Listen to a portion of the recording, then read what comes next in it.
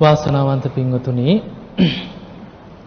අද ඔබ කවුරුත් බෞද්ධ රූපවාහිනිය, බෞද්ධ ගුවන් විදුලිය, බෞද්ධ මාධ්‍ය ජාලයත් එක්ක එකතු වෙලා ධර්ම දානමේ පින්කමක් තමන්ගේ ජීවිතයට සිදු කරගන්න දවසක්. සාමාන්‍යයෙන් අපිට දන් දීලා පින් කරගන්න පුළුවන්කම තියෙනවා. හැබැයි මේ දෙන දානයන් අතර සබ්බ දානං ධම්ම දානං ජිනාති කියන සියලු දානයන්ට වඩා උතුම්ම දානේ බවට පත් වෙන්නේ ධර්ම දානය. තව කෙනෙකුට දහම් පණවිඩයක්, ධර්ම කාරණයක්, ජීවිතය ගැන නොඇසූ ධර්මයක් අහන්න අවස්ථාව ලැබලා දෙනවා නම් ඒක තමයි අපේ ජීවිතේ අපි කරගන්න අග්‍රතම දානමේ පින බවට පත් වෙන්නේ. ඒ නිසා අද දවසේ මේ පින්වතුන් ධර්ම දානමේ මහා පිනක් ජීවිතයට එකතු කරගන්න දවසක්. විශේෂයෙන් බොහෝ වෙලාවට අපි ධර්මයේ ශ්‍රවණය කරනවා, බණ කියවනවා, බණ අහනවා. මේ හැම දෙයකම මූලික අරමුණු හොයාගෙන යනකොට අපිට පේනවා එක්ක මිය පරලොවගේ ඥාතියෙක් වෙනුවෙන් පින් අනුමෝදන් කරවන්න. මිය පරලොවගේ ඥාතීන්ට පින් දෙන්න. අපි වැඩිපුරම බණ අහලා තියෙන්නේ එවැනි කරුණු මුල් කරගෙන. දැන් සාමාන්‍යයෙන් අපි කරන පින් දහම් තුල අපටම හිතෙන්න පුළුවන් අනේ අපි මේ තරම් පින් කරනවා. අපි මිය පරලොවගේ ඥාතීන් වෙනුවෙන් 7 දවසින් පින්කම් කරනවා, 3 මාසින් පින්කම් කරනවා, අවුරුද්දෙන් කරනවා. අවුරුදු ගණන් හිතා සිහි කර පින් දෙනවා. හැබැයි මේ පින ගන්නවද? මේ පින ලැබෙනවද? මේ දෙන පිනකින් කොහොමද කෙනෙක් සුවපත් වෙන්නේ? ඔය වගේ ප්‍රශ්න අපි කාටත් තියෙනවා.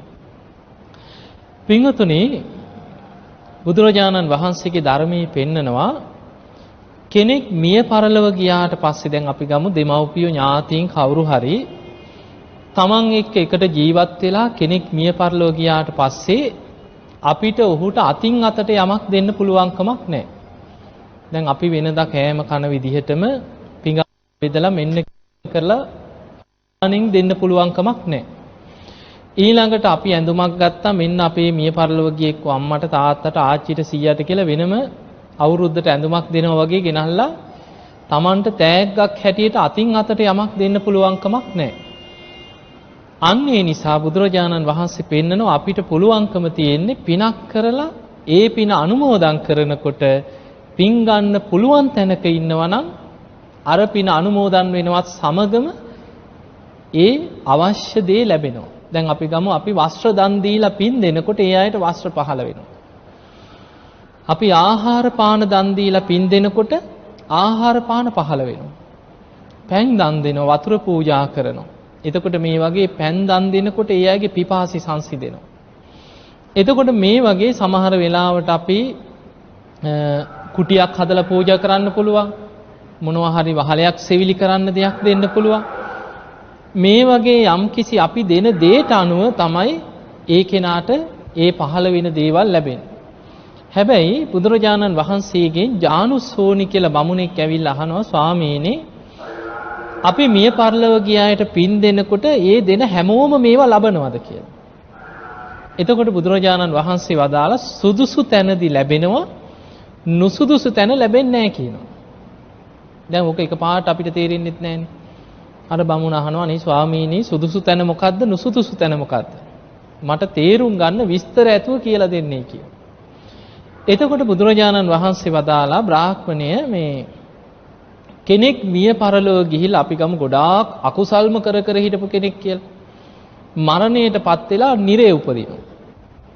එතකොට නිරේ ගිය කෙනෙකුට අපි මෙහි මොන විදිහේ දාන දීලා මොන විදිහේ විශාල පින්කම් කර පින් දුන්නත් ඒ පින් ගන්න පුළුවන් කමක් නැtei කියන. එයා දන්නේ. සමහර විට අපි මෙහි පාංශකුල දෙනකොට එහි ලෝදිය බොනවා. දන්නේ නැහැ. පින් ගන්න පුළුවන් කමක් නැහැ. ඒ අපායේ වැටුණාට පස්සේ නිරේකට ගියොත් නම් පින් ගන්න පුළුවන් තැනක් නෙමෙයි. පින් ගන්න බැරි අභෞවිය තැනක් හැටියට විස්තර කරනවා. ඊළඟට ධර්මයේ පෙන්නනවානේ තිරිසන් අපාය යන සත්‍යය ගැන. දැන් කෙනෙක් මරණයටපත් වෙනකොට ගොඩාක් අකුසල්ම කර ඉඳලා තිරිසන් අපාය කියන්න කර්මය හදාගෙන තිරිසන් ලෝකෙ ඉපදිච්ච කෙනෙකුට අපි මිය පරලොව ගිය ඥාතීන් වෙනුවෙන් පින් කර පින් දෙනවා. දැන් තිරිසන් සත්තු දන්නවද සාදු සාදු කියලා අපේ ඥාතීන් අපිට පින් දෙනව නේද කියලා අනුමෝදන් වෙන්නේ? එහෙම දන්නෙත් නැහැ. එතකොට තිරිසන් සත්තුන්ට කෑම බීම ලැබෙන්නේ මේ කවුරුත් දෙන පින් නිසාද? තමන් හොයාගෙන ගිහිල්ලා මොනවා හරි හොයාගෙන ගිහින් කනවා මිසක්. අන්න ඒ නිසා තිරිසන් අපායේ ඉපදිච්ච සත්වේකුටත් පෙර ජීවිතේ ඥාතීන් පින් දුන්නා කියලා ඒ පිනෙන් සුවපත් වෙන්න පුළුවන් කමක් නැහැ. ඊළඟට අපි ගමු මනුස්ස ලෝකේ. මැරෙනකොට මොකක් හරි කරපු හොඳ පිනක් මතුවෙලා එයා මනුස්ස ලෝකේ ඉපදුනා කියලා.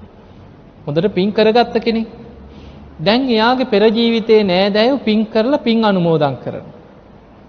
දැන් ඒ කෙනාට මනුස්ස ලෝකේ ඉපදුනාට පස්සේ කන්න බොන්න ලැබෙන්නේ පෙර ඥාතීන් දෙන පින් නිසාද? නෑ. දැන් ඔබ හිතන්න ඔබ ජීවත් වෙන්නේ ඔබ යමක් හම්බ කරගත්තොත්නේ. ඔබේ උත්සාහයෙන් වීරියෙන් ඔබ යමක් ගොඩනගා ගත්තොත් ඔබ කරපු වපුරපු දේවල් වලට අනුව ඔබට ලැබෙන දේ ලැබෙනවා. ඔබ උත්සාහයෙන් හම්බ කරගත්තොත් ඔබට කන්න බොන්න පුළුවන්. දැන් අපිම හිතමු අපේ පෙර ජීවිතේ අපි පෙර මනුස්ස ලෝකෙම ඉඳලා ආයි ඉපදුනා කියලා. දැන් අපේ එහි නෑයෝ පින් දෙනවා ඇති. අනේ අපේ අම්මා නැතිලා දැන් අවුරුදු 40යි 50යි 60යි කිය එහෙ පින් දෙනවා. අපි මේ පින් අනුමෝදන් වෙලා අපිට මෙහි ආහාර පහන ලැබෙනවද පිඟන් වලට? එහෙම නෑ. එතකොට මනුස්ස ලෝකේ ඉපදිච්ච කෙනෙකුටත් අර පෙර ඥාතීන් පින් දුන්නා කියලා ඒකෙන් සුවපත් වෙන ඒ පින අරගෙන සැප ලැබෙනව නෙමෙයි. ඊළඟට අපි දෙවියන්ට පින් දෙනවා. බුදුරජාණන් වහන්සේ වදාලා අපි දෙවියන්ට පින් දෙනකොට අපේ පින නිසා දෙවියෝ ජීවත් වෙනව නෙමෙයි. කෙනෙක් හිතන්න පුළුවන් ওই දෙවියෝ ඉන්නෙත් අපි දෙන පින් නිසානේ. දෙවියෝ කියන්නේත් අපේ පිනෙන් යැපෙන පිරිසක්. ඒක වැරදි. දෙවියන්ට අපි පින් දෙනකොට බුදුරජාණන් වහන්සේ පෙන්නනවා දෙවියන් කියන්නේ පින් කරගත්ත පිරිසක්. අපට වඩා පින් දහම් කරලා පින බලවත් වෙලා තමයි සුගතියේ ඉපදිලා තියෙන්නේ. එතකොට එවැනි දෙවිවරු බලනවා මනුස්ස ලෝකේ කෙනෙක් පින් කරනකොට අනේ අසවල් අය මේ විදිහට ධාර්මිෂ්ඨව ජීවත් වෙනවා පින් දහම් කරනවා අපිවත් සිහිපත් කරලා අපිටත් පින් දෙනව නේද මේ අය සුවපත් වේවා කියලා මේ පින් අනුමෝදන් වෙන දේවතාවරු අපට ආශිර්වාද කරනවා කියන. එතකොට අපි දෙවියන්ට පින් දෙනකොට පෙරලා ඒකේ ප්‍රතිඵලයේ ආශිර්වාද රැකවරණ ඔක්කොම තියෙන්නේ කාටද? පින් දෙන කෙනාට. අපිටමයි. එහෙම නැතුව අපේ පිනෙන් දෙවියන්ට දිව්‍ය භෝජන ලැබෙනව නෙමෙයි. දෙවියන් අපි පින් දෙනකොට සතුටු වෙලා අපිට ආශිර්වාද කරනවා. එතකොට අපි දෙන පිනකින් සුවපත් වෙන්න පුළුවන් මිය පරලොවගේ ඥාතියා පින් අපේක්ෂාවෙන් ඉන්න പ്രേතාත්මික ඉන්න කෙනෙකුට තමයි ඒ පින් අරගෙන සුවපත් වෙන්නේ. ඥාතීන් අතරත් പ്രേතයෝ අතරත් ධර්මයේ සඳහන් වෙනවා පින් ගන්නේ නැහැ විශාල පිරිසක්.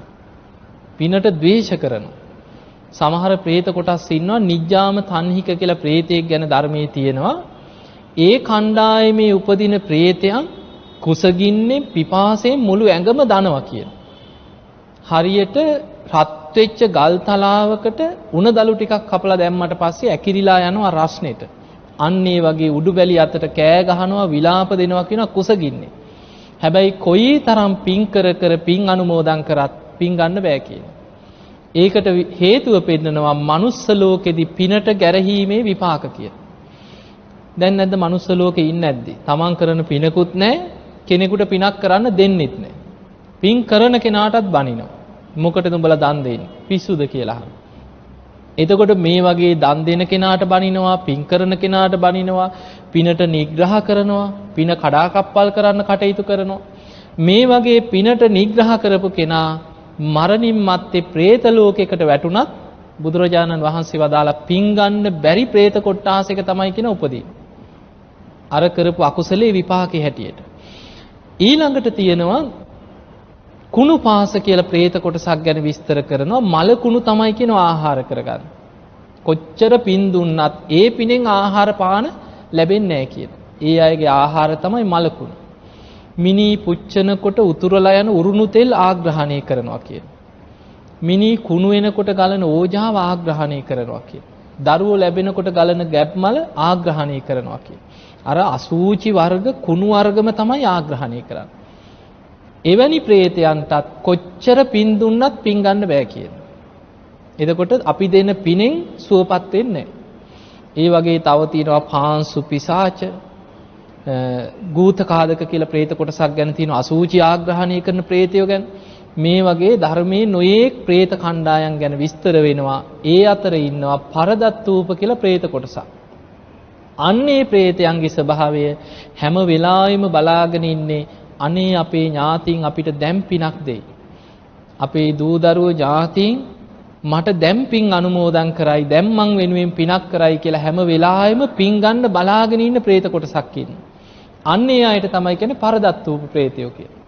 අන්නේ වැනි പ്രേතයෙකුට විතරයි කියනවා කෙනෙක් පින් දෙනකොට ඒ පින අනුමෝදන් වෙනකොටම සුවපත් වෙන්න. ඒකත් මේ වගේ. දැන් අපිට පින් දීලා දැන් අපි හිතනවනේ අනේ අපේ එක්කෝ මැරිච්ච අම්මා හරි තාත්තා හරි ආච්චි හරි සීයා හරි මේ පින් අරගෙන සුගතිය යනවා නම් හොඳයි. දිව්‍ය ලෝකෙකවත් යනවා නම් අපි ආසයිනේ යවන්න. හැබැයි අපිට ඕන විදිහට සුගතිය යවන්න බෑ. ඒ ඉන්න ආත්මය තුල යම් කිසි සැපයක් ලබලා දෙන්න පුළුවන් తాවකාලිකව එච්චරයි. අපි ගමු අපි කරන පිනේ විපාකයට අනුව අර പ്രേතාත්මය ලැබිලා ඉන්න කෙනාට අවුරුදු කීපයකට සෑහෙන ආහාර පාන පහළ වෙනවා අර පින අනුමෝදන් වෙනකොට. හැබැයි පින කියන්නේ ගෙවිලා අවසන් වෙනවා. ඒ පිනේ ශක්තිය අවසන් වෙනකොට ආයෙමත් අර പ്രേතයට සාපිපාසාව දැනෙන්න ගන්න. ආයේ අපි නිතර පින් කර පින් දුන්නොත් තමයි ඒ කෙනාට අර പ്രേතාත්මය තුල ඉන්නකන්වත් සාපිපාසාවක් නැතුව දුකක් පීඩාවක් නැතුව ඉන්න පුළුවන්කම තියෙනවා. ඒ නිසා පින්වතුනි මරුණට පස්සේ නම් අපි අපේ යුතුයකමක් තමයි අපි පින් කරලා පින් අනුමෝදන් කිරීම. ඒ නිසා අපි දෙන දෙයින් අපිට මහා ලොකු දෙයක් ඒ කෙනා වෙනුවෙන් කරන්න අමාරුයි. හැබැයි බුදුරජාණන් වහන්සේ පෙන්නනවා සිංහාලෝවාද සූත්‍රය පෙන්නනවා දරුවන්ගේ යුතුයකමක් ඥාතීන්ගේ යුතුයකමක් තමයි තමන්ගේ දෙමව්පියෙක් හරි කවුරු හරි මිය පරලොව ගියාට පස්සේ ඒ කෙනා වෙනුවෙන් අනිවාර්යෙන් පින් දහම් කරලා පින අනුමෝදන් කළ යුතුයි. ඒක යුතුයකම. ගන්නවද නැද්ද ලැබෙනවද නැද්ද ඒක වෙනම දෙයක්. හැබැයි ඒ කෙනා ලබා ගත්තේ නැතත් අපේ පින් ගන්න බලාගෙන ඉන්න ඥාති પરම්පරාව ගත්තත් මෙච්චරයි කියලා කියන්න පුළුවන් කමක් නැහැ. බලන්න ධර්මයේ තියෙනවා බිම්බිසාර රජුරුවන්ගේ කල්ප 91කට පෙර නෑදෑයෝ. කල්ප 91ක් කියන්නේ පොඩි කාලයක්ද? කල්ප 91කට පෙර විපස්සී බුදුහාමුදුරුවෝ පහළ වෙච්ච කාලේ කරපු අකුසලයක්. ඒ කාලේ විශාල දානමය පින්කමක් විපස්සී බුදුහාමුදුරුවන්ගේ බුද්ධ ප්‍රමුඛ සංඝයාට දීපු දානයක් කඩාකප්පල් කරලා විශාල පිරිසක් අකුසල් කරගෙන නිරේට වැටුණා. කල්ප 90ක්ම නිරේ ඉපදුනා කියලා.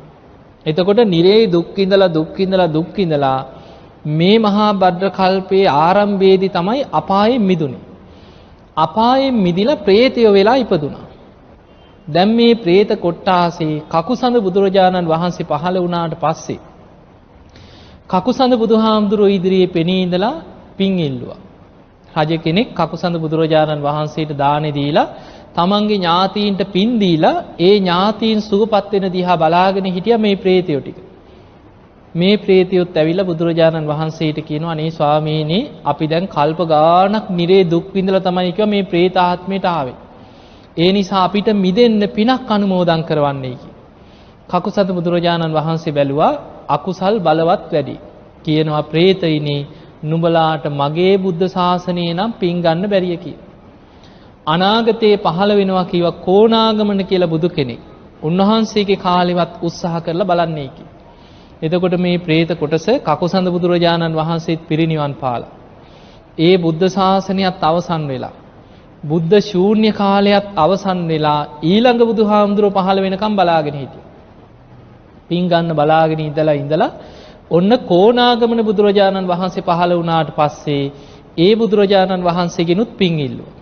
උන්වහන්සේ බැලුවා ඒ වෙනකොටත් අකුසල් බලවත්. කොණාගමන බුදුරජාණන් වහන්සේ වදාලා പ്രേතයිනි නුඹලාට මගේ බුද්ධ ශාසනයේ පින් ගන්නත් බෑ කි. ඊළඟට පහළ වෙනවා කිව්වා කාශ්‍යප නමින් බුදුරජාණන් වහන්සේ නමක්. උන්වහන්සේගේ ශාසනයවත් උත්සාහ කරලා බලන්න කි. එතකොට බලන්න පුංචි අකුසලයක්ද කියලා. ඒ දැන් දෙවණියට පහළ වෙච්ච බුදුරජාණන් වහන්සේගෙනුත් පින් ඉල්ලනකොට උන්වහන්සේත් වදාලා කාශ්‍යප බුදුහාමුදුරන්ගෙන් ඉල්ලගන්න. මේ බුද්ධ ශාසනෙත් පින් ගන්න බැරිය කියලා. ඊළඟට බලාගෙන හිටියා කාශ්‍යප බුදුරජාණන් වහන්සේ පහළ වෙනකන් උන්වහන්සේගෙන් පින් ඉල්ලනකොට කාශ්‍යප බුදුරජාණන් වහන්සේ බැලුවා ඒත් අකුසල් බලවත්. හැබැයි මේ പ്രേතයන්ට කියනවා ඊළඟට මේ මහා භද්‍ර කල්පේ 4 වෙනුව පහළ වෙනවා කිව්වා ගෞතම නමින් බුදුරජාණන් වහන්සේ නමක්. ගෞතම බුදුහාමුදුරුව පහළ වෙනකොට කල්ප 90කට පෙර නුඹලගේ සංසාරිකව ඥාතිවරේ ගෞතම බුද්ධ ශාසනයේ බිම්බිසාර නමින් රජකම් කරනවා කිය. අන්නේ රජ්ජුරුව බුද්ධ ප්‍රමුඛ සංඝයා වෙනුවෙන් ආරාමයක් හදලා පූජා කරලා පින් දෙනවා.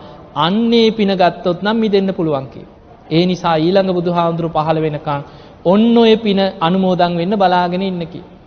දැන් මේ ප්‍රේතයෝ ටික බලාගෙන හිටියා කාශ්‍යප බුදුරජාණන් වහන්සේත් පිරිනිවන් පාලා ඒ බුද්ධ ශාසනයත් අතුරුදහන් වෙලා ගෞතම බුදුරජාණන් වහන්සේ පහළ වෙන කම්ම බලාගෙන හිටියා පින් ගන්න. එතකොට බලන්න බුද්ධාංකුර 4ක් කකුසඳ කෝණාගමන කාශ්‍යප ගෞතම බුදුහාමුදුරු පහළ වෙන කම්ම පින් ගන්න බලාගෙන හිටියා. එදා ගෞතම බුදුරජාණන් වහන්සේ ගැන පැහැදිච්ච බිම්බිසාර රජුරුව තමන්ගේ ආරාමේ උයනනේ වේළුවනාරාමේ බුද්ධ ප්‍රමුඛ සංඝයා වෙනුවෙන් ආරාම කුටි සෙනසුන් හදලා පූජා කරා. පූජා කරලා පුදුම සතුටකින් එදා බණහලා ගියා. රජ්ජුරුවන්ට අමතක වුණා පින් දෙන්න. බලන්න කරුමේ හැටි. අච්චර විශාල පින්කමක් කරලා තමන්ගේ මිය පරලෝකීය ඥාතීන්ට පින් දෙන්න රජ්ජුරුවන්ට අමතක වුණා. මේ ප්‍රේතයෝ ටික බලාගෙන හිටියේ බුද්ධාංකුර 4ක් තිස්සේ බලාගෙන හිටියා මේ පින් ටික අරගෙන මිදෙන්න. බැරි වෙච්ච තැන කලබල වුණා අපි කවදානම් මේ ප්‍රේතාත්මෙන් මිදෙන්නද? අර මාලිගාවේ ගබඩාවල බඩු හොල්ලනවා, දොරවල් හොල්ලනවා. රෑ ඉලි වෙනකන් මාලිගාවේ කලබල කරා. රජ්ජුරුව බය වුණා රෑ තිස්සේ අපි මේ තරම් විශාල පිනක් කරලා මොකද මේ රෑ ඉලි වෙනකන් නිදා ගන්නත්. පහවදා උදේම බුදුරජාණන් වහන්සේ මුණ ගැහිලා ගිහින් කියනවා ස්වාමීනි භාග්‍යතුන් වහන්සේ අපි මේ තරම් විශාල පිනක් කරලා ඊයේ රෑ ඉලි වෙනකන් නිදා ගන්න ලැබුණ නැහැ කිව්වා මාලිගාවේ මේ වගේ බොහෝ භයානක ශබ්ද ඇහුණා කියලා. අන්න එතකොට බුදුරජාණන් වහන්සේ බැලුවා පින් අපේක්ෂාවෙන් බුද්ධාංකුර 4ක් තිස්සේ බලාගෙන හිටපු ඥාති පින් ගන්න බැරි වෙලා කලබලයටපත් වෙලා මේ තමන් ඉන්නවා අපිට පිනක් දෙන්න කියලා ඇඟෙව්වා. ඒ වෙලේ බුදුරජාණන් වහන්සේ ওই කාරණේ කියනකොට රජුරෝ කියනවා ස්වාමීනි එහෙමනම් බුද්ධ ප්‍රමුඛ සංඝයාට මන් දින 7ක් මාලිගාවේ දානේ දෙනවා ඥාතීන්ට අනුග්‍රහ පිණිස. බුදුරජාණන් වහන්සේ ආරාධනාව පිළිගත්තා. පිළි අරගෙන බුදුරජාණන් වහන්සේ දාණයට වැඩම කරපු වෙලාවේ උන්වහන්සේ අදිෂ්ඨානයක් කරා රජ්ජුරුවන්ට අර අමනුෂ්‍යෝ ටික පෙනේවා කියලා බුදුරජාණන් වහන්සේ අදිෂ්ඨාන කරා. නැත්නම් සාමාන්‍ය දිවසක් නැති කෙනෙකුට අමනුෂ්‍යෙක් පේන්නේ නැහැ. බුදුරජාණන් වහන්සේගේ අදිෂ්ඨානයෙන් රජ්ජුරුවන්ට පේනවා බැලූ තැන්වල ඇට සැකිලි වගේ විරූපී ශරීර තියෙන ඥාති ප්‍රේතයන් විශාල පිරිසක් පිරීලා බලාගෙන ඉන්නවා දානි දෙන්න හදනකොට. ඒ වෙලේ බුදුරජාණන් වහන්සේ වදාළ රජතුමනි දානෙ බෙදන කොටත් හිතන්න කීවා ඉදම් මේ ඥාතීනං හෝතු මේ පිනෙන් ඥාතීන් සුවපත් වේවා. පැම් පූජා කරන කොටත් හිතන්න කීවා ඉදම් මේ ඥාතීනං හෝතු කියමින් පැම් පූජා කරා. සිවුරු පිරිකර පූජා කරන කොටත් ඥාතීන්ට පින් දෙන්න කිව්වා. එතකොට බුදුරජාණන් වහන්සේ ප්‍රමුඛ සංඝයාට දානි පූජා කරලා ඥාතීන්ට පින් දෙනකොට අර ඥාතීන්ගේ කුසගින්න සංසිඳුණා. ආහාර පහළ වුණා. පැන් පූජා කරලා පින් දෙනකොට පිපාසි සංසිඳුණා. සිවුරු පූජා කරලා පින් දෙනකොට වස්ත්‍ර පහළ වුණා. ওই විදිහට බුදුරජාණන් වහන්සේට දින 7ක්ම දන් දුන්නා.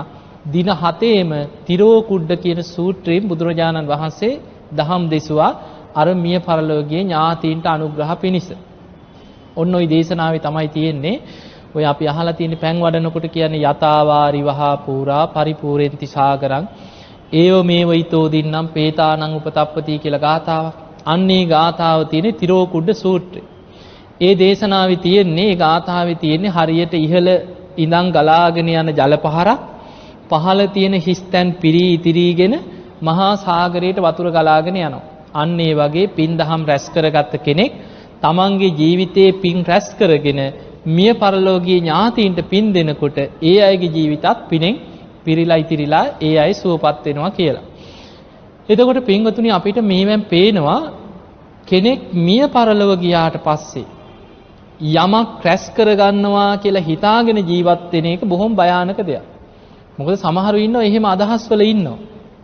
අපිට හම් වෙනවා දැන් මම ඇඹිලි පිටියේ මේ ළඟදී ධර්ම දේශනාවකදී වයසක අම්මා කෙනෙක්.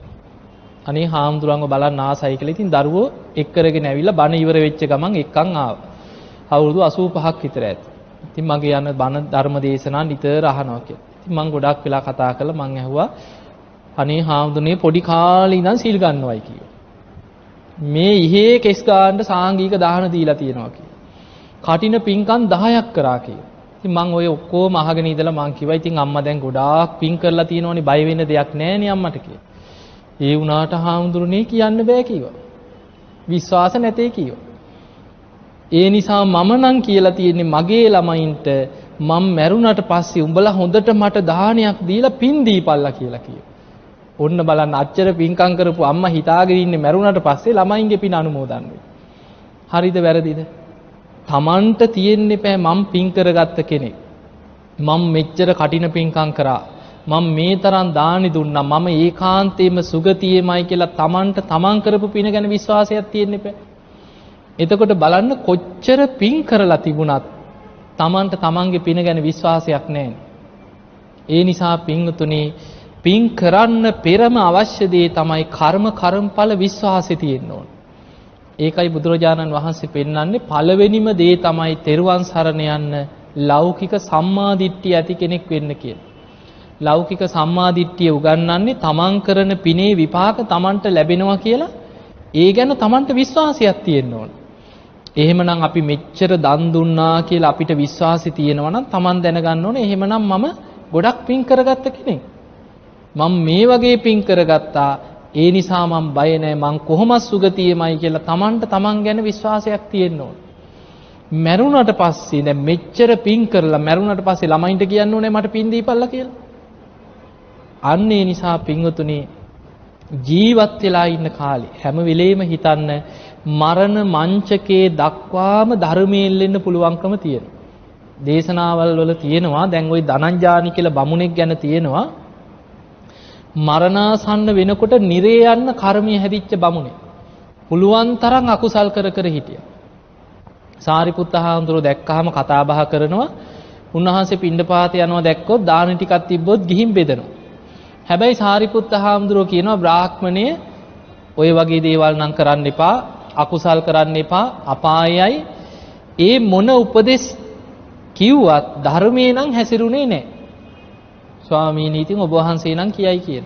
අපිට තමයි වැඩ කටයුතු තියෙන්නේ. ඒ නිසා අපි ධර්මයෙන් හරි අධර්මයෙන් හරි අපිට ඕනේ කීයක් හරි හම්බ කරගන්නේ කිය.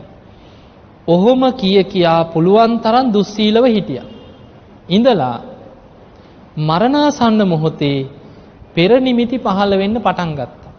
බොහෝ දිනෙකට මරණාසන්න කාලේ එනකොට නිමිති පහළ වෙනවා. මේක බොහොම භයානක දෙයක්. මේක ධර්මයේම තියෙනවා. නිරේ යන්න කර්මයේ හැදෙනවා නම් සමහර වෙලාවට ඊට පෙර සතියක් දෙකක් වගේ තියලා සමහරුන්ට ගිනි දැල් පේනවා. යමපල්ලු පේනවා. තමන්ව ඇදගෙන යනවා පේනවා. කපනවා කොටනවා මේවා පේනවා. සමහරු කෑ ගහනවා විලාප දෙනවා. එහෙම අපි ළඟට ඇවිල්ලා කියනවා සමහර. අනේ හාමුදුරනේ අපේ අම්මා මැරුණේ මෙහෙමයි තාත්තා මැරුණේ මේ විස්තර කියනවා සමහර. කෙනෙක් රෝද පුටුවක් ගෙනත් දෙන්න ඇවිල්ලා මම ওই කරපු පින්කමකට රෝද පුටු එකතු කරපු වෙලාවේ ඉතින් දරුවෝ රෝද පුටුවක් ගෙනහලා පූජා කරලා මට කියනවා අනේ හාමුදුරනේ මං ඉතින් මේ මැරිච්ච තාත්තගේ නම කියලා හොඳට පින් දුන්නා. පින් දුන්නාට පස්සේ මේ දරුවෝ කියනවා අනේ හාමුදුරනේ තාත්තා නම් පින් ගන්න තැනක නැතුව ඇති කියලා. මං ඇහුවා ඇයි ඒ කියලා. හාමුදුරනේ නැති වෙන්න සතියක් විතර තියලා කෑ ගැහුවා කීවා අර දොර වහපිය පේන්නේ නැද්ද ගින්දර එනවා මාව පිච්චෙනවෝ කියලා කෑ ගහනවලු දොර වහපන් කියලා. දොර වැහුවට පස්සේ කෑ ගහනවලු ඇයි පේන්නේ නැද්ද මේ ජනෙල් වලින් ගින්දර එනවා මාව පිච්චෙනවෝ කී කෑ ගහනවා. රෑ 30 යටිගිරියෙන් කෑ ගැහුවා කිව්වා මට උල් වලින් අනිනවා මාව කපනවා උඹලට පේන්නේ නැද්ද මගේ අතපය කපනවෝ කී රෑ 30 කෑ ගහනවා කී. මෙහෙම කෑ ගහලා තමයි කිව්වා මැරුණේ. මේ විස්තරේ කියලා මේ දරුවෝ කියනවා අනේ හාමුදුරනේ තාත්තනම් ඉන්නකම් පිනක් කරපු මිනිස්සෙක් නෙමෙයි කියලා. ඉතින් කරුණු ඇත්තම කියලා කිව්වා හාමුදුරුවෝ අපි කවුද කින්ද මන්ද කියන්න එපා බනටත් කීවට කමක් නැtei කියලා. නැත්නම් අහගෙනත් ඇතිනේ. ඉතින් ඒ නිසා අපිට පේනවා ඔන්න මරණාසන්න වෙනකොට වෙන දේ. එතකොට බලන්න මේ දරුවම හැබැයි ඇත්ත කියනවා අනේ හාමුදුරනේ ඉන්නකන්නම් පිනක් කරපු මිනිස්සෙක් නෙමෙයි කියලා. හැබැයි ඉතින් පෝස්ටරේ තියෙන්නේ නිවන් සැප ලැබේවා කියලා නේ. ඒක ඉතින් කොහොමත් ගහනවනේ. හැබැයි බලන්න කොයිතරම් භයානකයිද කියලා. ඒ වගේ අර ධනංජානි බමුණටත් මරණාසන්න වෙනකොට නිරේ යන්න කර්මය හැදුණා. සාරිපුත්ත හාමුදුරන්ට ඉක්මනට පණිවිඩයක් එව්වා. බ්‍රාහ්මණයාට හොඳටම අමාරුයි. ඉක්මනට සාරිපුත්ත හාමුදුරන්ට පුළුවන් නම් මාව බලන්න එන්නේ කියලා පණිවිඩයක් එවලා තිබ්බා. ඉතින් සාරිපුත්ත මහරහතන් වහන්සේ ගියා. යනකොට ඇඳේ උඩුබැලිය අතට වැතිරිලා හොඳටම වේදනාවෙන් විලාප දිදී ඉන්නවා. ඉතින් සාරිපුත්ත හාමුදුරුවෝ ගිය ගමන් අහනවා බ්‍රාහ්මණේ කොහොමද ඔබට ඉවසන්න පුළුවන්ද? ඇහුවා. කච්චිතේ කමනිය. ඔබට දරා ගන්න පුළුවන්. කච්චි යාපනිය. ඔබට ඉවසන්න පුළුවන්. ඔබේ දුක් වේදනා එන්න අඩු වෙනවද වැඩි වෙනවද කියලා අසනීපේ ගැන ඇහුවා. දේශනාවේ තියෙනවා මේ බමුණ කියනවා Tamanට දැනෙන දේවල්. ස්වාමීනි කෙනෙක් ඔළුව වටේට මගේ කඹයක් වෙලලා කිටි කිටි ගාලා හිස හිර කරනවා වගේ විශාල වේදනාවක් ඔළුවෙන් දැනෙනවා කියලා. තියුණු පිහියක් අරගෙන මගේ හිස් මුදුන පලනවා වගේ තේරෙනවා කියලා. මස් කපන පිහියකින් බඩ තීරු තීරු කපනවා වගේ දැනෙනවා කියන වේදනාව. ඊළඟට කියනවා 4 දිනක් මාව උස්සන් ගිහිල්ලා ගිනි අඟුරු වලකට දාලා මාව පුච්චනවා වගේ ඇඟම පිච්චෙනවා දනවා කියලා. ඉතින් සාරිපුත්ත හාමුදුරුවෝ දැනගත්තා මේ බමුණා ඉන්නකම් පිනක් කරපු බමුණෙක් නම් නෙමෙයි. දැන් නම් මේ අපාය යන්නම තමයි කර්මය හැදිලා තියෙන්නේ. සාරිපුත්ත මහරහතන් වහන්සේ කියනවා දැන් ඔබ මේ විදිහට හිතන්න ඕන කියනවා. දැන් ඉතින් මැරෙන්න යන කෙනා අන්තිමට මරණ බයත් එක්ක කොහේ හරි එල්ලෙන්න බලනෝනේ. ඉතින් සාරිපුත්ත හාමුදුරුවෝ උපදෙස් දෙනකොට කොහොම හරි වැඳගත්තා. අත් දෙක එකතු කරලා වැඳගත්තා. සාරිපුත්ත හාමුදුරුවෝ කියනවා බ්‍රාහ්මණය නිරේ කියන්නේ නම් බොහෝම දුක් සහිත තැනක් කියලා. ඒ නිසා නිරේ ආදීනව සිහි කරලා නිරෙන් හිත නිදහස් කරගෙන ඊට වඩා හොඳයි කිව්වත් තිරිසන් අපාය. ඒ නිසා නිරේට වැඩිය හොඳයි මට තිරිසන් ලෝකේ කියලා තිරිසන් අපාය හිත පිහිටවන්න කිව්වා. ඒ නිරේ යනවට වැඩිය හොඳ නැද්ද තිරිසන් ලෝකෙට යන්නේ? ඒ නිසා තිරිසන් අපායට හිත ගත්තා. එකපාරට සුගතිය යවන්න බෑ. අකුසල් බලවත් වැඩි. එතකොට නිරේ යන කෙනා නිරේ ආදීනව සිහි කරවලා තිරිසන් ලෝකෙට චුට්ටක් උස්සලා තිබ්බා. තිරිසන් අපායේ හිත පිහිටියට පස්සේ සාරිපුත්ත හාමුදුරුවෝ කියනවා දැන් ඔබ හිතන්න කීවා තිරිසන් අපාය කියන්නේ දුක් සහිතයි. තිරිසන් ලෝකේ ඉපදුනාට පස්සේ හැම වෙලාවෙම තියෙන්නේ බයයි තැති ගැනීම.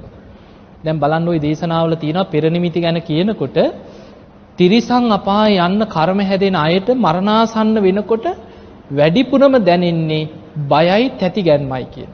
සමහරු ඇඳේ උණ්ඩි වෙනවා. කතා කරත් බයයි. ලොකු වෙවුලනවා හැම වෙලාවෙම මරණාසන්න කාලේ උණ්ඩි වෙනවා, ඇකිලෙනවා, වෙවුලනවා. ලොකු බයකින් ඉන්නේ. එතකොට තිරිසන් සත්වයන්ගේ ස්වභාවය තමයි හැම වෙලාවෙම බයෙන් තැති ගන්න. අන්න ඒ නිසා තිරිසන් ලෝකෙත් ආදීනව සිහි කරලා තිරිසන් ලෝකෙට වැඩිය ටිකක් හරි හොඳයි කියලා පෙරේත ලෝකෙ හිත පිහිටවන්න කි. දැන් බලන්න නිරේන් තිරිසන් ලෝකෙට ගත්තා, එතනින් පෙරේත ලෝකෙට හිත පිහිටෙව්වා. ඇයි කවුරු හරි දෙන පිනක් හරි අනුමෝදන් වෙලා ඉන්න බැරිය? പ്രേත ලෝකෙ හිත පිහිටියට පස්සේ උන්වහන්සේ කියනවා දැන් ඔබ හිතන්න කීවා പ്രേත ලෝකෙ කියන්නේ දුක් සහිතයි. අන්න එතනට ආවට පස්සේ තමයි එතන ආදීනව සිහි කරන්නේ.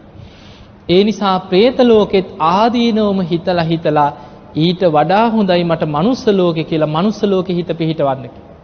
හැබැයි මනුස්ස ලෝකේ Tamanට ඕන හැටියට හිත පිහිටවන්න බෑ.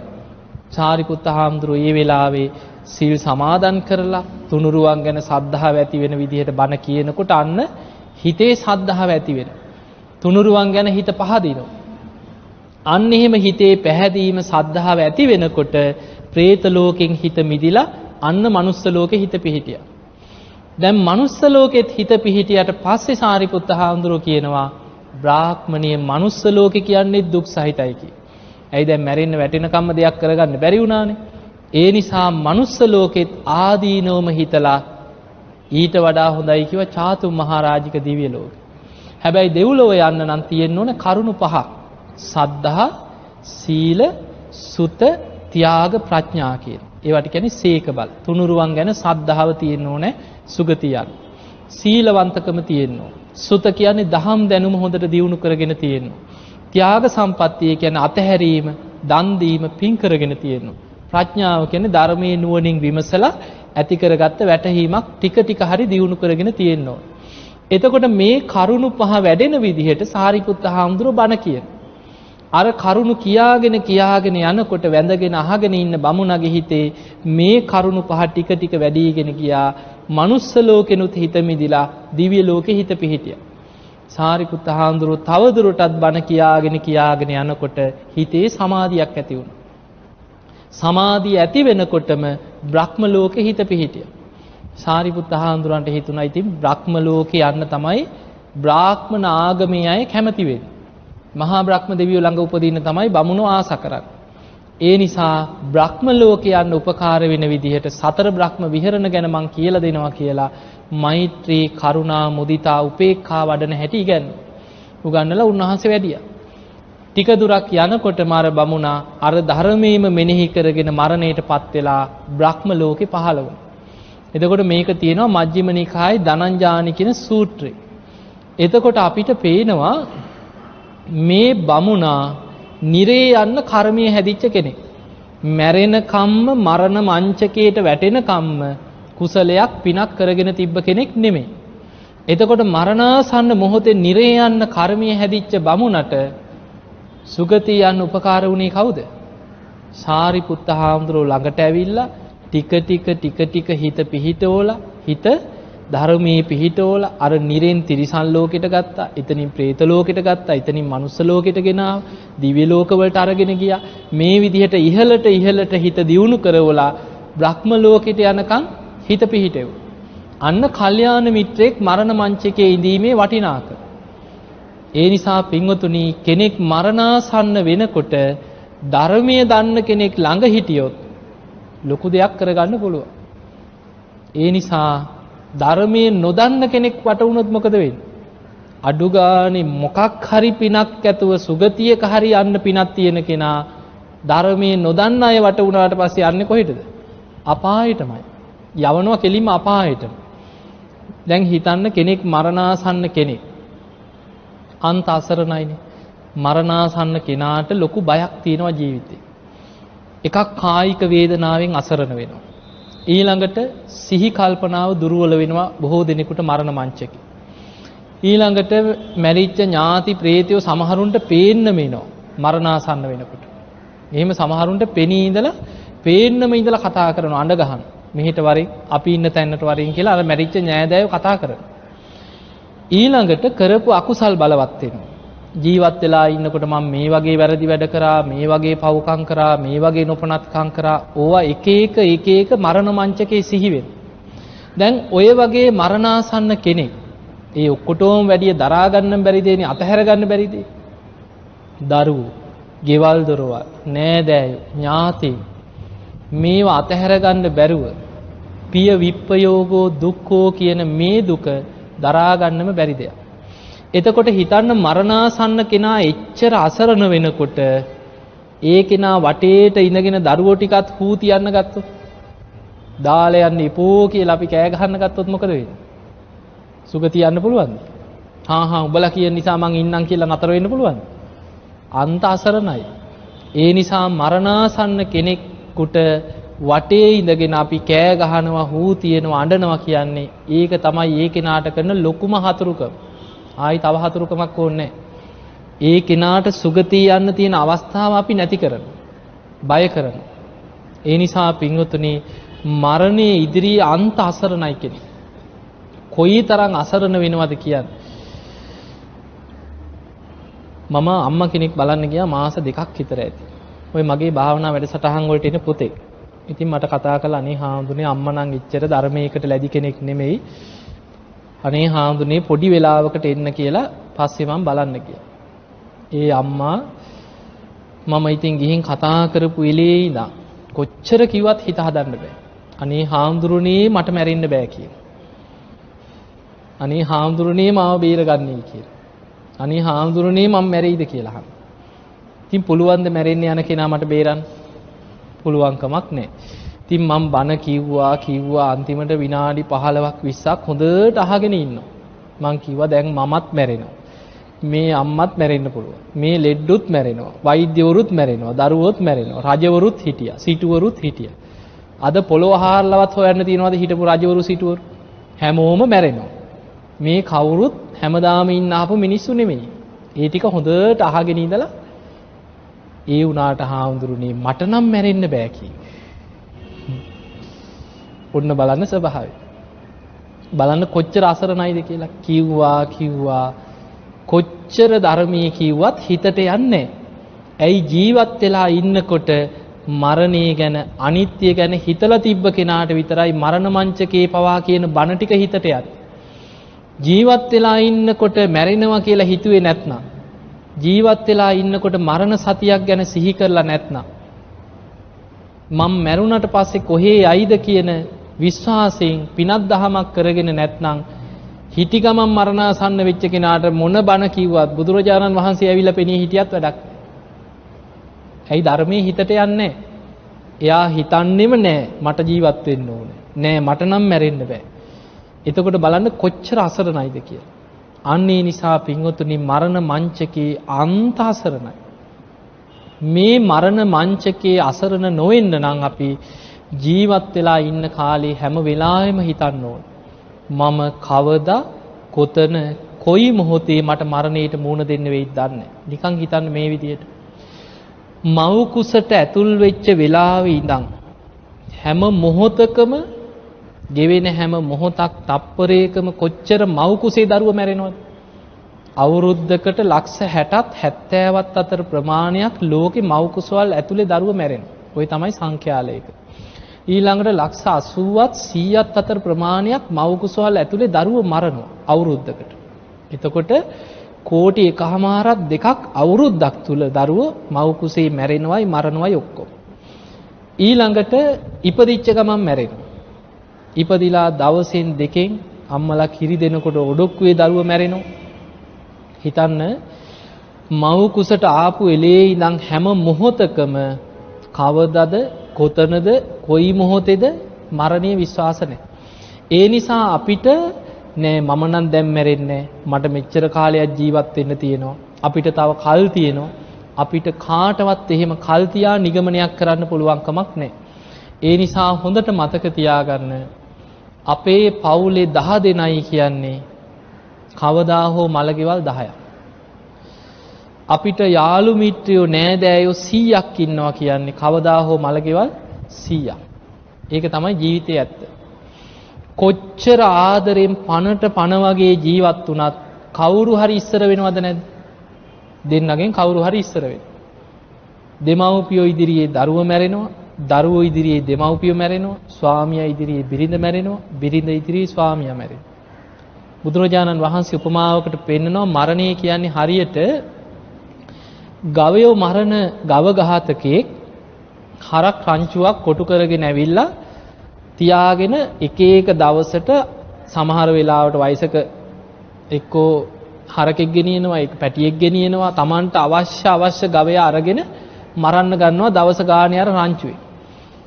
අන්න ඒ වගේ බුදුරජාණන් වහන්සේ වදාලා ගවයන් මරන්නා එක එක ගවයාව මරණයට අරගෙන යනවා වගේ නෑදෑයෝ ඥාතීන් යාළු මිත්‍රයෝ හඬා වැළපෙද්දී එක එක්කෙනා මාරය අරගෙන යනවා කියන Tamanට ඕන වෙලාවට. ඒ නිසා අපි කොච්චර ඇඬුවත් වැළපුණත් දුක් වුණත් කෙනෙක් මිය පරලෝ ගියාට පස්සේ අපිට තියෙන්නේ ඒ කෙනා ගැන සුපිනේන යථාපි සංගතං කියන. හරියට සිහිනයකින් එකතු වුණා වගේ කියන. පටිබුද්ධෝ පුරිසෝන පස්සති. සිහිනයකින් අපි හීනෙන් දකිනවා කට්ටිය එකට ඉන්නවා විනෝද වෙනවා විහිළු තහළු කරනවා කනවා බොනවා. හීනෙන් නැකිට්ටට පස්සේ අවදි වුණාට පස්සේ ඒක මතකයක් විතරයි. ඒවම් පියාහිතං ජනං පේතං කාලකතන්න පස්සති කිය. අන්න ඒ වගේ තමයි කියනවා අපි ප්‍රිය කරපු අය. අපි එකට ඉඳලා අපිත් එක්ක මේ වගේ හිටියා, මේ වගේ විහිළු තහළු කරා, මේ වගේ ජීවත් වුණා, මේ වගේ විනෝද වුණා. ඒව ගැන අපි සිහි කර කර මතකයක් හැටියට විතරක් සිහි කරනවා මිසක් මිය පරලොව ගිය අය ආයේ එන්නේ නැහැ. ඒ නිසා පින්වතුනි මරණය කියලා කියන්නේ හරි පුදුම දෙයක් ජීවිතේ. අපි කාටත් කවදා හෝ කොයි මොහොතක හෝ මරණයට මුහුණ දෙන්න සිද්ධ වෙනවාමයි.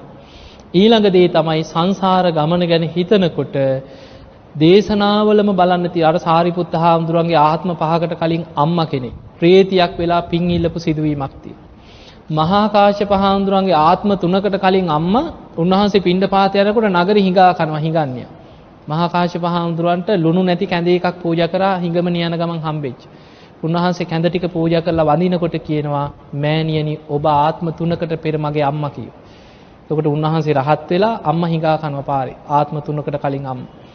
මේ සංසාර ගමන දිහා බලනකොට අපේම දෙමව්පියෝ ඥාතීන් වෙච්ච අය දැන් ඇති නිරිසත්තු වෙලා. මහපාරේ යනකොට තිරිසන් සත්තු අතර ඕනේ තරම් ඇති අපේ නෑදෑයෝ ඥාතියෝ හම්බෙනවා ඇති. පෙරේත ලෝකේ අනන්තවත් ඇති. ඒ නිසා පින්වතුනි මේ සංසාර ගමන තුල බුදුරජාණන් වහන්සේ පෙන්වන්නේ පිරිසක් එකට ජීවත් වුණත් ගබ්බ මේකේ උප්පජ්ජන්ති පින් කරගෙන තිබ්බ කෙනා මරණින් මත්තේ මව් කුසකට ඇදිලා යනවා. සග්ගං සුගතිනෝ යන්ති තවත් සද්ධාදී ගුණධර්ම වඩාගත්ත කෙනා සුගතිය උපදිනවා. ඊළඟට අකුසල් කරගත්ත කෙනා නිරේ උපත කරා යනවා. පරිනිබ්බන්ති අනාසවා ධර්මයේ දියුණු කරගෙන ධර්මයේ අවබෝධ කරගත්ත කෙනෙක් හිටියොත් අන්නේ කෙනා ගැලවිලා යනවා. අන්නේ නිසා අපි මේ යන්නේ අපිට ඕන විදිහකට යන ගමනක් නෙමෙයි. අන්නේ නිසා හොඳට මේ සංසාර ගමනේ අනතුරු හිතන්න. අනතුරු හිතුවොත්මයි ධර්මය අවබෝධ කරගන්න වීරියක් ඇති වෙන්නේ. එහෙම නැත්නම් අපිට මේක දැනෙන්නෙම නැහැ. පස්සේ බැරිය. දැන් බෑ. කම්මැලි. පස්සේ ওই ධර්මයේ දියුණු කරන ඌව පස්සේ කරගන්න දේවල්. ඒ වගේ අපිට ප්‍රමාදයටමයි හිත හැදෙන්නේ. අපිට අප්‍රමාදී බව ඇති වෙන්නෙම මේ සංසාර ගමනේ භයානකකම අනතුරු මං දැන් මැරිලා කොහේ යයිද කියන එක නිතර තමන්ගෙන් අහන්න ඕන. අන්න එතකොට තමන්ට බයක් ඇති වෙනවා මම තාම අපායෙන් මිදිච්ච කෙනෙක් නෙමෙයි. බැරි වෙලා හරි පෙර අකුසලයක් හරි මතුවෙලා මම අපායට ඇදිලා ගියොත් කවුද මාව බේරගන්නේ? අන්නේ ගැන නිතර හිතන කෙනා තමයි අප්‍රමාදී කෙනෙක් බවට පත් වෙන්නේ. එහෙමනම් පින්වතුනි හැම දිනාම දැඩි අදිෂ්ඨානයක් ඇති කරගන්න අපි කාගේ ජීවිත දවසින් දවස මොහොතින් මොහොත ෂණයෙන් ෂණය මරණයට ලං වෙනවා. කවදා කොතන කොයි මොහොතේ හුස්ම ටික යයිද කියලා අපි කාටවත් කියන්න පුළුවන් කමක් නැහැ. එහෙමනම් මමත් මරණයේ ඉදිරියේ අප්‍රමාදීව සද්ධා, සීල, සුත, ත්‍යාග, ප්‍රඥාදී ගුණධර්ම දියුණු කරගෙන මමත් ධර්මයේම අවබෝධ කරගන්න කෙනෙක් බවට පත් වෙනවා කියන අදිෂ්ඨානය ඇති කරගමු. එහෙමනම් අද මේ ධර්ම කරුණු ටික ශ්‍රවණය කිරීමෙන් අපි රැස් කරගත්ත සියලු පුණ්‍ය ධර්මයන් පින් කැමති සියලු දෙවියන්ට අනුමෝදන් කරමු. දෙවියෝ මේ පින් දැක බලා අනුමෝදන් වෙත්වා. දෙවියන්ගේ දිව්‍ය අසීසුරු වර්ධනය කරගෙන සියලු දෙවියෝ වහවහ සසර දුකින් අත මිදේවා කියලා සාදු කියලා දෙවියන්ට පින් දෙන්න. ඒ වගේම අද ධර්ම දේශනාවේ දායකත්වයේ දරනවා පානකාව පාර E31න් 1 රංවල කෑගල්ලේ චන්ද්‍රානි සුබසිංහ මහත්මිය මූලිකම අරමුණු බවට පත් වෙනවා. විජේසිරි ජයසිංහ මහතා මියගොස් අවුරුදු 2ක් ගත වීම නිමිත්තෙන් එතුමාට පින් අනුමෝදන් කිරීමත් ඒ වගේම ජනහිත පවුලේ මව සහ පියා ඇතුළු පැමිණිච්ච සියලු දෙනාට ආශිර්වාද කිරීමත් පවුලේ මිය පරලෝකීය සියලු ඥාතීන්ට පින් දීමත්. විශේෂයෙන් කල්පනා කරගන්න තමන් නමින් මිය පරලෝකීය ජයසිරි ජයසිංහ ඒ මිය පරලෝකීය ඒ මහත්මයා වගේම වර්ග පරම්පරාවල් වල මිය පරලෝකීය සියලුම ඥාතීන් ධර්ම ශ්‍රවණය කරපු ඔබ නමින් මිය පරලෝකීය ඥාතීනු සිහිපත් කරගෙන මේ පින් අනුමෝදන් කරමු. මිය පරලෝකීය ඥාතීන් මේ පින් දැක බලා අනුමෝදන් වෙත්වා. ඒ අයගේ පරලෝක ජීවිත සැපවත් වේවා, සුවපත් වේවා, වහවහ සසර දුකින් අත මිදේවා කියලා සාදු කියලා පින් අනුමෝදන් කරන්න. ඒ වගේම සුජීවත්ව ඉන්න පවුලේ දූ දරු ඥාති හිත මිත්‍ර ආදී හැම දිනාටමත් ධර්ම ශ්‍රවණය කරපු ඔබගේ පවුල් වල සෑම සියලු දෙනාටමත් මේ සියලු පින එකාකාර උපකාර වේවා. කාය චිත්ත පීඩා දුරු වේවා. තුනුරුවන්ගේ අනන්ත ආශිර්වාද රැකවන්න සැලසේවා. හැම දිනාටම ගන්න හෙළන හුස්ම රැල්ලක් පාසා තබන පියවරක් පාසා තුනුරුවන්ගේ ආරක්ෂාව රැකවරණයම සැලසේවා. උතුම් වූ ධර්මාවබෝධයේ පිණිස මේ පින හැම දිනාටම උපකාර වේවා කියන ප්‍රාර්ථනය ඇති කරගන්න. ඒ වගේම බෞද්ධ ආරෝප වාහිනිය ගරු සභාපති පූජනීය දරණාගම කුසල ධම්මනාහිමි පාණන් වහන්සේට දේශකයන්න් වහන්සේටත් කාර්ය මණ්ඩලයටත් ආශිර්වාද කිරීම මේ පින්වතුන්ගේ අරමුණු අතර තියෙනවා. එහෙමනම් ඒ හැම දිනාටමත් ඔබ හැම දිනාටමත් මේ පිනෙන් ධර්මාවබෝධයම ලැබේවා ලැබේවා ලැබේවා කියන ප්‍රාර්ථනය ඇති කරගන්න. බොහොම වැඳ ගන්න.